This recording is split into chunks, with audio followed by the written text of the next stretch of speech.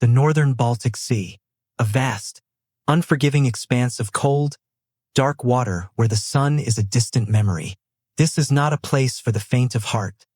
It is a watery graveyard, locking away the secrets of countless centuries beneath its perpetual gloom.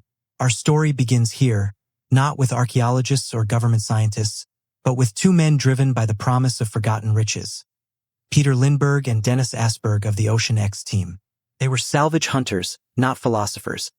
Their eyes set on sunken historical wrecks, perhaps a cache of priceless, ancient champagne.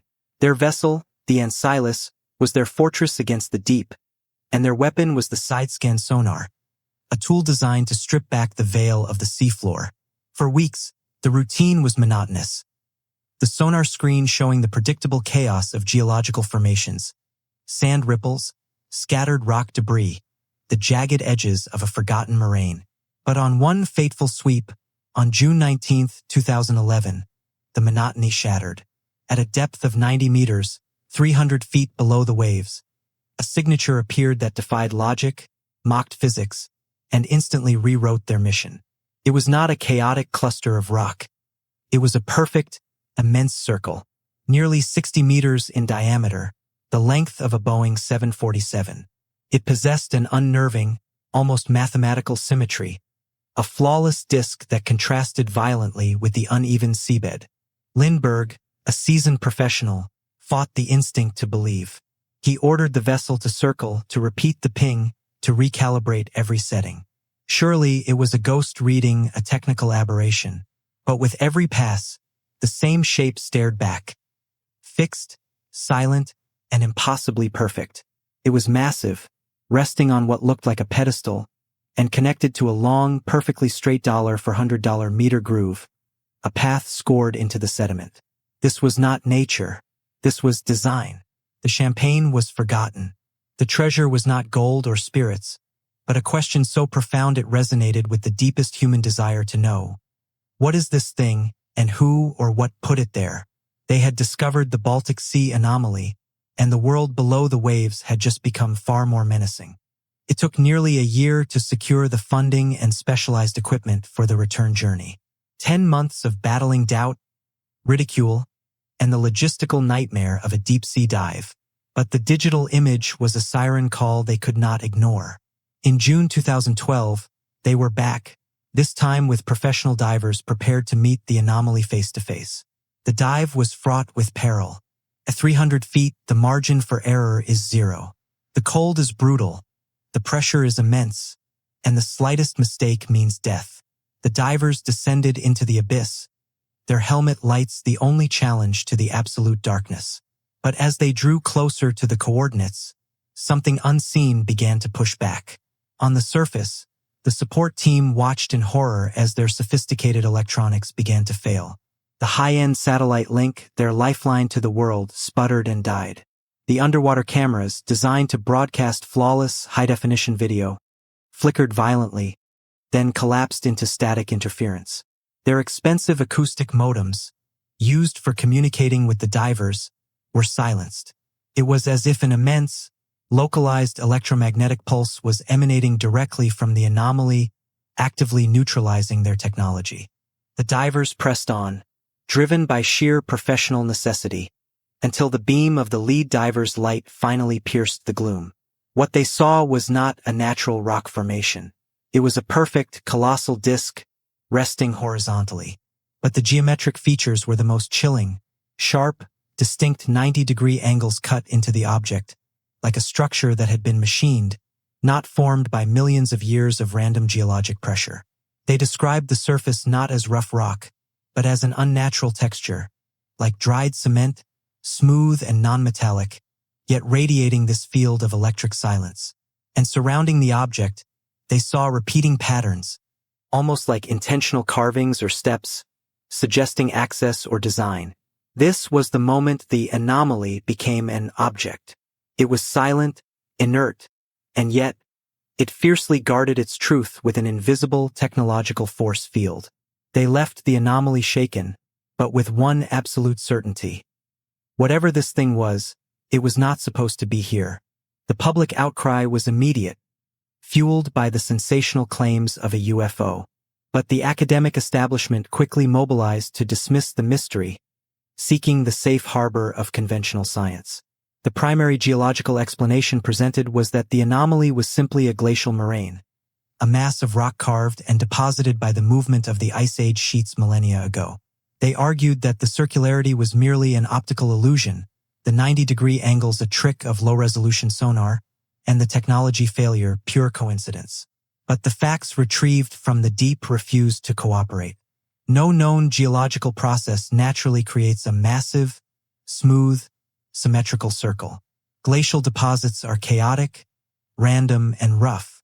More damningly, the divers' first-hand accounts confirmed the perfect right angles, features that scream engineering, not geology. Furthermore, the samples retrieved by Ocean X, though limited, presented a paradox. They were composed of common volcanic rocks, rich in iron minerals, suggesting an origin in Sweden or Iceland. However, some researchers noted the presence of materials that appeared to have been subjected to immense, scorching heat, fused into the rock in a way that defied natural processes. The object itself was not just a disk. It was a structure resting on a mound, clearly elevated from the seabed. And the $400 meter linear path leading to it? A glacial scrape would be random, meandering, and uneven. This path was straight, focused, and intentional. The debate raged. For the scientific skeptics, this was an improbable rock. For the Ocean X team, it was proof of an impossible construction. The very geometry of the object demanded a designer. The scorching demanded massive energy. The electromagnetic field demanded advanced power. If this was a natural rock, it was the single most spectacular, mind-bending piece of chance ever deposited on Earth. But for those who studied the evidence without prejudice, the conclusion was inescapable.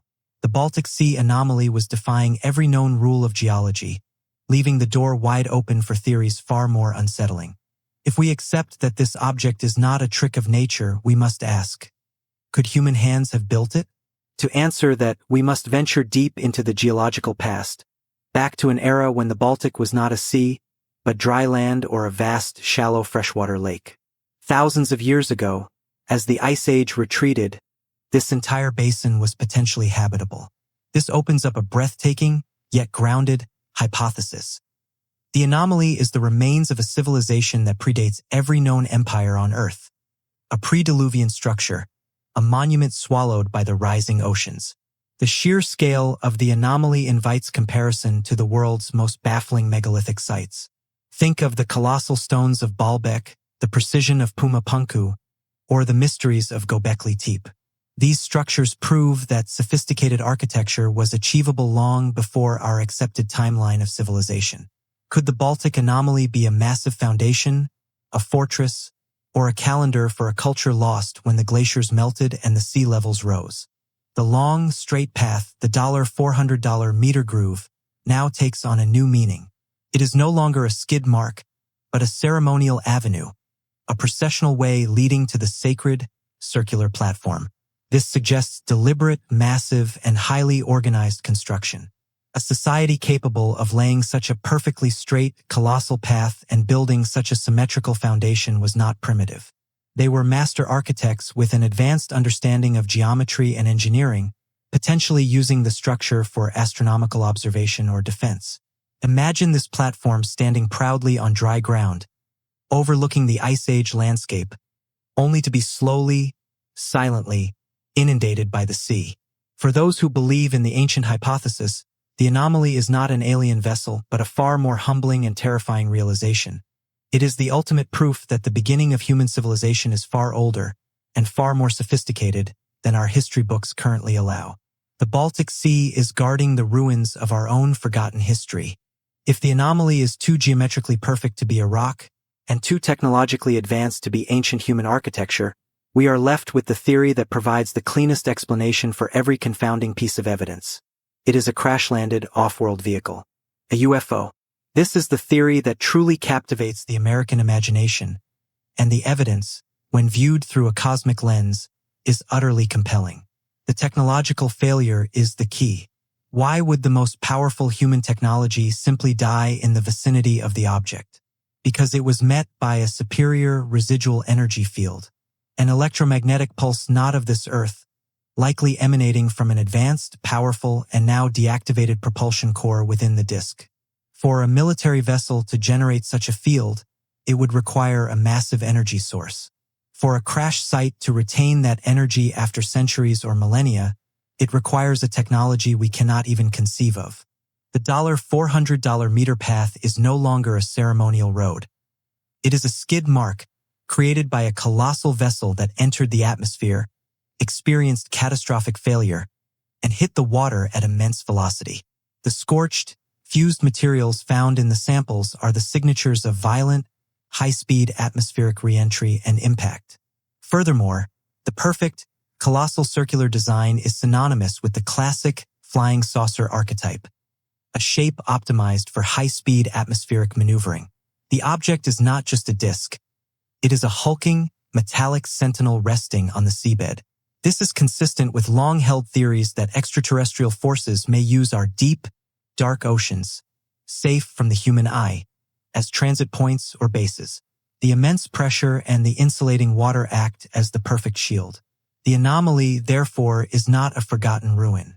It is the evidence of a cosmic incident, a violent event that left a piece of alien technology resting in the quiet gloom of the Baltic. The deep sea holds the ultimate proof that we are not alone. The evidence is stacked. Perfect geometry, inexplicable electronic failure, fused materials, and a structure that defies all known geological and historical timelines. Yet, the Baltic Sea anomaly sits undisturbed. The world's leading scientific institutions, the powerful research arms of governments, universities, and oceanographic bodies, have steadfastly refused to fund a definitive, multi-million-dollar investigation. The story has been marginalized, dismissed as sensational hype, or buried beneath the comfortable yet insufficient explanation of just a rock. This widespread, institutional silence raises the most troubling question of all: why? Is the truth simply too costly, or is it too inconvenient? The existence of this object demands a paradigm shift. If it's ancient, we must rewrite human history. If it's extraterrestrial, we must accept the cosmic reality of our universe.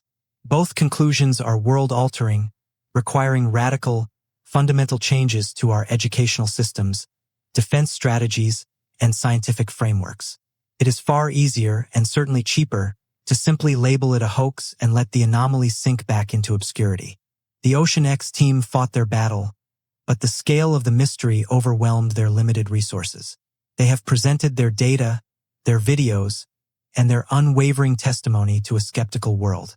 And now, the Baltic Sea anomaly is the perfect symbol of an unresolved conflict, the undeniable evidence of the eye against the stubborn denial of the establishment. The object remains where it was found, a silent sentinel, perfectly preserved by the cold, dark pressure of the abyss.